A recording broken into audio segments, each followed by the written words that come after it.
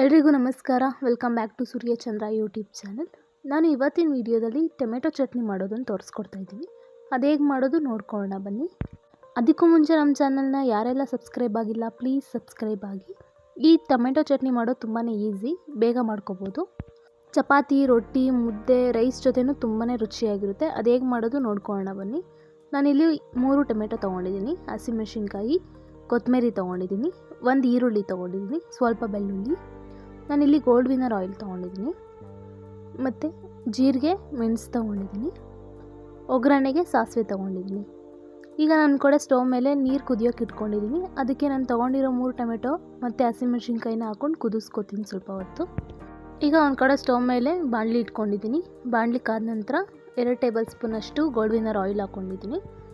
ಎಣ್ಣೆ ಕಾದ ನಂತರ ಜೀರಿಗೆ ಮತ್ತು ಮೆಣಸು, ಒಂದು ಸ್ವಲ್ಪ ಬೆಳ್ಳುಳ್ಳಿ ಮತ್ತು ಈರುಳ್ಳಿ ಹಾಕ್ಕೊಂಡು ಚೆನ್ನಾಗಿ ಸ್ವಲ್ಪ ಹೊತ್ತು ಫ್ರೈ ಮಾಡ್ಕೊತೀನಿ.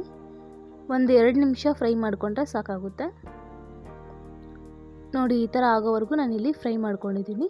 ಈಗ ನಾನು ಆಗಲೇ ಕುದಿಯೋಕೆ ಇಟ್ಟಿದ್ದು ಟೊಮೆಟೊ ಬೆಂದಿದೆ. ನೋಡಿ, ಇಷ್ಟು ಬೆಂದರೆ ಸಾಕು, ತುಂಬ ತೀರ ಬೇಯಬೇಕು ಅನ್ನೋ ಅವಶ್ಯಕತೆ ಇಲ್ಲ. ಎಲ್ಲ ಎತ್ತಿಟ್ಕೊಂಡಾಗಿದೆ ನೋಡಿ. ಇದನ್ನು ಆರಿದ್ಮೇಲೆ ಆ ಟೊಮೊಟೊ ಸಿಪ್ಪೆನೆಲ್ಲ ನಾನು ತಗೋತೀನಿ. ಈ ಥರ ಟೊಮೆಟೊ ಚಟ್ನಿನ ಟೊಮೆಟೊ ಬೇಯಿಸ್ಕೊಂಡು ಈರುಳ್ಳಿ ಸ್ವಲ್ಪ ಹುರ್ಕೊಂಡು ಮಾಡೋದ್ರಿಂದ ತುಂಬಾ ರುಚಿಯಾಗಿರುತ್ತೆ. ನೋಡಿ, ನಾನು ಇವಾಗೆಲ್ಲ ಎತ್ಕೊಂಡಿದ್ದೀನಿ. ಸ್ವಲ್ಪ ಹೊತ್ತು ಒಂದು 5 ನಿಮಿಷ ಅದನ್ನು ಆರೋದಕ್ಕೆ ಬಿಡ್ತೀನಿ.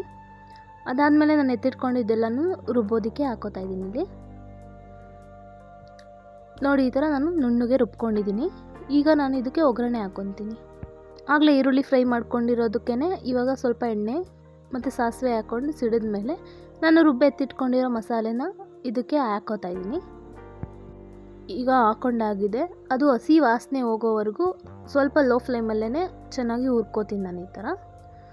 ಅದಕ್ಕೆ ಸ್ವಲ್ಪ ನೀರು ಹಾಕ್ಕೊತೀನಿ. ನಿಮಗೆ ಯಾವ ಥರ ತೆಳ್ಳಗೆ ಬೇಕಂದರೆ ತೆಳ್ಳಗೂ ಮಾಡ್ಕೋಬೋದು, ಸ್ವಲ್ಪ ಗಟ್ಟಿಗೆ ಮಾಡಿಕೊಂಡ್ರೆ ಟೇಸ್ಟ್ ತುಂಬಾ ರುಚಿಯಾಗಿರುತ್ತೆ. ನಮ್ಗೆ ಯಾವ ಅದಕ್ಕೆ ಬೇಕೋ ಅದಕ್ಕೆ ನೀರು ಹಾಕ್ಕೊಂಡು ಸ್ವಲ್ಪ ಉಪ್ಪು ಹಾಕ್ಕೊಂಡು ಒಂದು 5 ನಿಮಿಷ ಕುದಿಸಿದ್ರೆ ರೆಡಿಯಾಗುತ್ತೆ ಟೊಮೆಟೊ ಚಟ್ನಿ.